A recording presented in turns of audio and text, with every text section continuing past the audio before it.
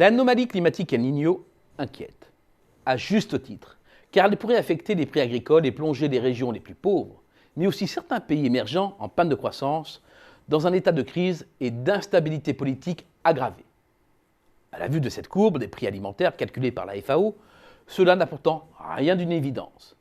La trajectoire des prix a à peine dévié de sa tendance en octobre dernier.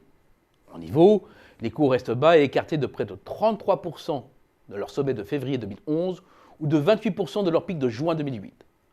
On aurait pourtant bien tort de balayer d'un revers de main ce petit signal faible. Bien entendu, les effets du dérèglement climatique n'ont pas encore affecté ni toutes les cultures, ni toutes les régions de production. Et c'est pour cela que ça ne fait pas encore masse. Mais attention, il y a déjà localement de très fortes tensions sur divers types de cultures. Le sucre, par exemple. Il pleut trop dans certaines provinces du Brésil et pas assez en Asie, ce qui fait dramatiquement baisser les rendements. Cela a suffi pour que les cours bondissent de plus de 17% en octobre dernier, sa plus forte hausse mensuelle depuis septembre 2010. Idem pour l'huile de palme, qui est l'huile végétale la plus consommée au monde, dont les prix ont grimpé de 17% en 2 mois. Et ce n'est qu'un début.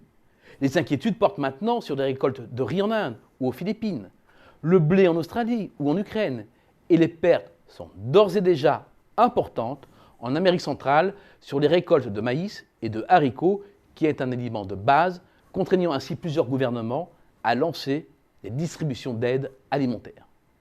Et il ne faut jamais perdre de vue qu'en matière de marché agricole, la situation peut très vite dégénérer, car ce sont des marchés rigides à court terme, étroits et concentrés. C'est notamment le cas des céréales. 15% seulement de la production mondiale font l'objet d'échanges sur les marchés mondiaux, le reste étant consommé dans les pays producteurs. Et près d'une tonne sur 2 exportée provient soit des États-Unis, soit de l'Union européenne ou de l'Ukraine. Dans ce contexte, en cas de baisse de 5% de la production de l'une de ces régions majeures, et c'est autant de prélèvements sur les exportations. Les pays producteurs privilégiant le plus souvent leur marché intérieur, avec en bout de course une envolée des prix sur les marchés mondiaux. Et les effets peuvent être dévastateurs, les conséquences incontrôlées. Qui s'en souvient? Mais les événements de la place Tiananmen en juin 89 sont précédés d'une accélération folle de l'inflation à la suite de la flambée des prix alimentaires, alors que les salaires, majoritairement réglementés par l'État, ne suivent pas. L'aspiration à plus de liberté, bien sûr, mais ce mouvement s'est aussi nourri de l'hyperinflation alimentaire. Et il ne faut pas se tromper non plus sur les printemps arabes, dont le catalyseur est aussi l'envolée des prix alimentaires. Dans des pays d'Afrique du Nord, du Proche-Orient et du Moyen-Orient, entre 40 et 50% du budget des ménages sont destinés à l'alimentaire.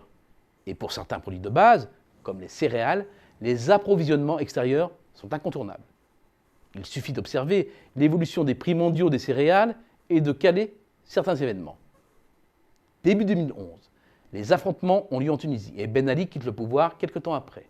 Une onde de choc qui va gagner l'Égypte dès le 25 janvier et pousse Moubarak à abandonner le pouvoir.